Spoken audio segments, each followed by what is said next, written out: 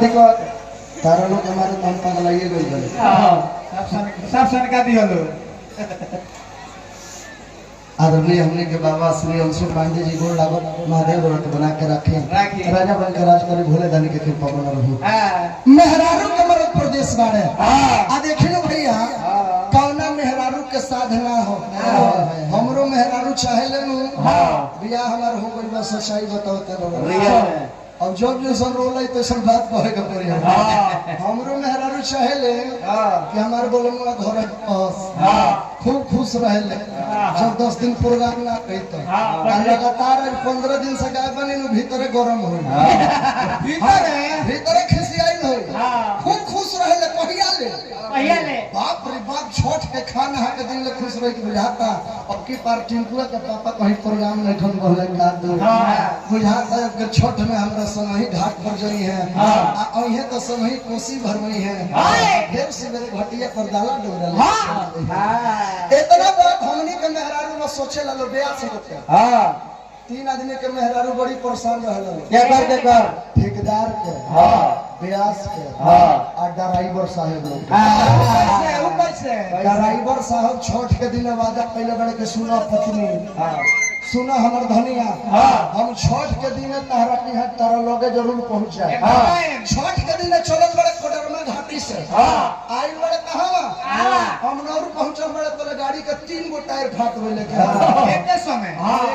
अब टायर बड़े घाट पर के कोसी उसी के सब बेरा उड़ा जाला तो ड्राइवर के मेहरारू खुश ना रहले ना दूसरा का ठेकेदार के मेहरारू अरे कैसे मारा जे ठेका चलावेला बाहर में बड़े ठेकेदारी चलावत रहे सोचले बड़े फोन करके 10 दिन पहले कल बड़े के सुनो धनिया अब फिर हम एकदम छठ में दीपावली में आ जाए बकीर आ दीपावली से छठ ले रहो इतना बात कहले बड़े बोले ठीक है 2 दिन के बाद पता चलता कि उनका ठेका में से 20 गो लेबर घरे भागल बा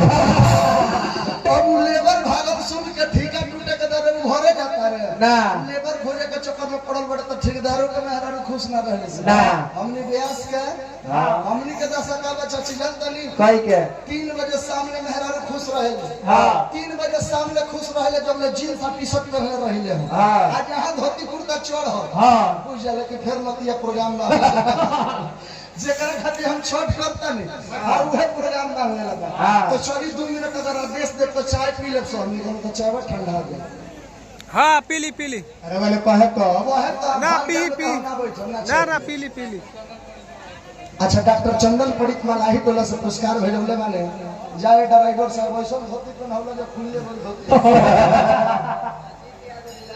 अजीत यादव नीलारू से पुरस्कार दिला बनी सबका के जयकार कर महादेव सबका के बना के रखे छत्र छाया माई दुर्गा के बना रहो